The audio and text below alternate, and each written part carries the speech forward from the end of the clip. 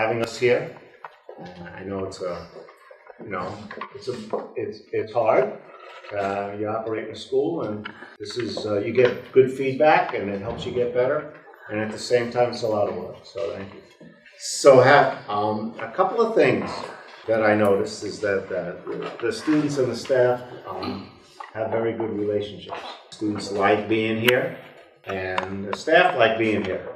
And I didn't have an opportunity to see an advisory, and I didn't have an opportunity to see students out on the outside, which is I know they're out there, I just didn't see them. And that's a big deal. And I'm glad that they're in advisory, and I'm glad that they're out. And those are mostly the older students. So just a couple of things that are hard for our schools in the U.S. and here. And we do them in degrees.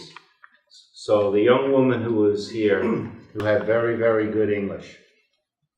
And so if she was at another school that was a gymnasium, she would get the opportunity to take an English class, and she would get credit for English. I'm assuming, I could be wrong. So that's a question. So how does she get credit? And how come it happened? And I know why it happened outside of school, because she was so motivated to learn English for some reason. Now, I don't know what that reason was, but I know that there's really a reason. And as I talked to her more and more, I found out why she was so interested in healthcare, how her mom went through some miscarriages. But those are things that students will tell you if they trust you, and obviously she trusts the people here. So how does she get credit for that? Why should it be that if somebody at one school gets credit for it, and her English may be better, and she doesn't get credit? Yeah. And I don't know if that's true, but I'm just going to raise it. And that's a big deal. So the students are not limited by what the school should do, and the school should advocate for them to get that kind of credit. And she loves the school. She's thriving here. She's doing really, really well. And at the same time, I want to see her get all the credit that she can for doing work in school, so it means something on some kind of piece of paper. And that's a big deal. The same thing is true for the fellow who was the egg salesman. These are big deals. So I want that guy going to that agriculture. I don't know if he wants to, but he's a perfect candidate to think about that agricultural school. Now, I asked him a little bit more, and he says, oh, my parents own a farm. And then I said, does that mean they own? I have a farm. Does that mean they own it? Yes, they own it. Well, now I'm starting to understand why he likes those eggs so much. And that's a big deal. And so one of the things that, a way to say it is not from me, but from another man who would have been in this school. And he had parents, he couldn't read or write. And so he would have been put in a practical school, and yet he ended up at MIT. And he was one of the first graduates of the most prestigious technical school in the United States. And his line was, because he had a school, and it's still in existence, and he was in the 1800s, called the Eliot School, no relation to this Eliot. And it's still there. It's a craft school. And he would always say, it's the child we are making, not furniture. So you're growing children first, not careers. That's the big deal. So it's the child we are making, not furniture. And they're making a piece of furniture and they're welding something. So who's in front of you? This guy is going to be an entrepreneur.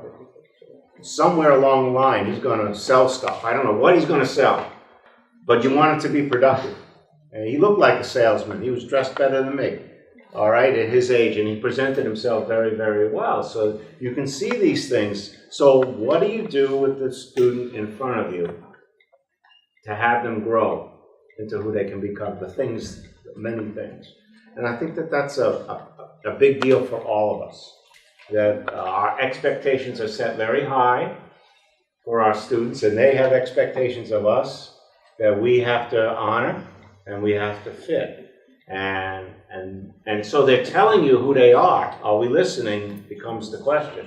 And what do we do with it? Or do we limit them? And so that, you can do that. You can do anything you want in the school. You really can. Nobody's watching in that kind of way.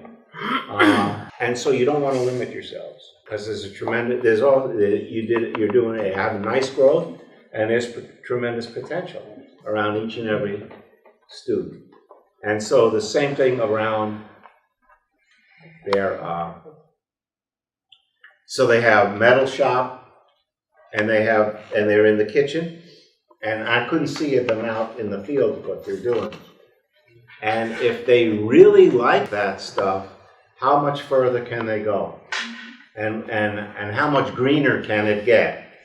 That's a big deal. Every field that you have here has a sustainability component to it, a green component. That becomes work. Doesn't matter if they're making something out of wood, how do you make it greener?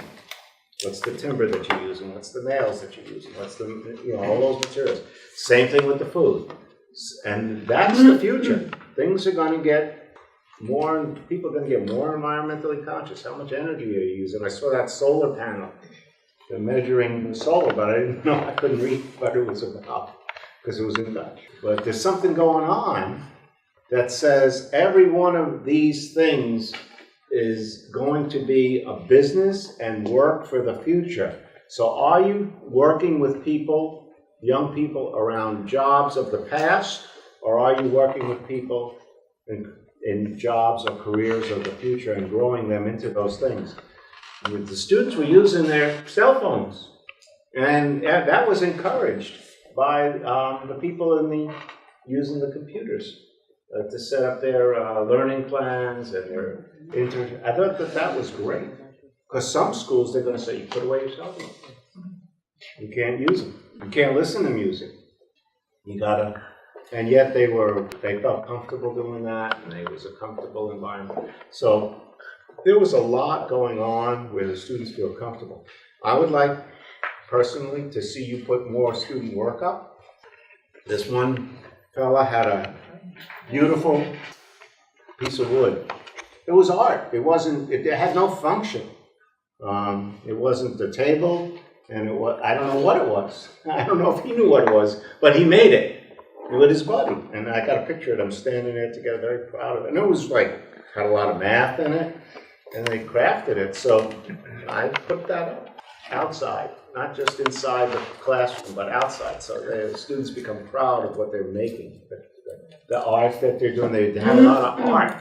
I'm curious to see the music, what they're making for music, and what's going on with that as well. And I didn't see, and I know it's here because they're listening on their headphones. So I know they're thinking about it. And are they playing instruments? Are they doing that outside of school? How do you bring it inside of school? Is it cultural? And are they, messing around with that? Are they messing around with all different kinds of foods from their different cultures and bringing that into the school? And then are they getting everything greener? So those are my comments. I really enjoyed my visit, and I really liked the relationships that staff and students had within the building. Thank you. And I would say that I was thinking about the 3 R's as I walked through the school and trying to collect evidence so I could be specific and not as eloquent as Elliot was just now. So just kind of a list of things to share. So under the 3 R's, relationships, right? So we start with that, and that's our foundation. So obviously you have advisory, and as Elliot suggested, it was hard to see what's happening in advisory, but you did get the sense that students were able to talk about who they are and some of their interests, and they were developing a learning plan. So all, again, in year 2, that's exactly where you want to start, really developing that. So a question that came to mind is really, how is culture built? So what I did see in one advisory only is that there was a flag that was on the wall, certificates were hung on the flag, and there were some students who didn't have certificates. And so what is that, so I didn't want to ask why they didn't have certificates, but I learned that it was all about academic growth, as evidenced by completing a test. And so it might, for those students, kind of perpetuate this idea that I'm not accomplishing. So how do we change that? So it's about more than just academics. It would be about anything. And likewise, evidence of student growth or student ownership, as beautiful as the building is, seemed like that was like, I was wondering, how is culture built so that students feel like they own the building and it can stay beautiful, but we also have representations of who they are and what they're about. In terms of relevance, I saw lots of great things. Quote some things.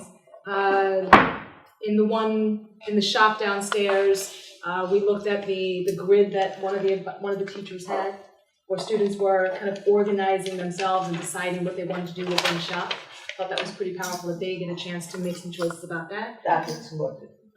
Right? The fact that there are some industries that they are getting exposure to, so you're not just saying, hey, you have to do shop, but that they do have a chance to explore and then choose. Similar to Elliot, though, my question then, and also it sounds like the learning plan is another place for them to start saying, this is who I am and this is where I want to go. I wonder how, the question for me is, how can we empower and not limit students either to those industries and to, the academic pieces? Like, how can the learning plan maybe be a platform for them really to start to say, this is what I want to do, I want to be an entrepreneur. And I can learn skills that might help me, even though I'm not thinking about shop or whatever, I can use that experience of And then finally, rigor. I think, again, you're in year 2 of Big Picture schools. I think that that's always an interesting challenge. I thought that the maps that Hanukkah shared with me, the teachers are kind of seeing themselves as learners, the quintessential learners, and so they're always thinking about how can I develop my own craft and use my network to kind of grow. I wonder how that would translate for students, so that might be a real powerful way to kind of add rigor. And then my last question around rigor was, how can we support making it real? So that the projects aren't, and I heard one of the students said that when they cook in the kitchen, they usually eat it, and sometimes they serve to other people. But I wonder, similar to what Elliot said, in the shop, are we creating things that are useful in the building, that they get a chance to say, wow, I'm making new benches, and people have to be able to sit on it and not fall, so that they're kind of having that experience as well. Thank you. Thank you.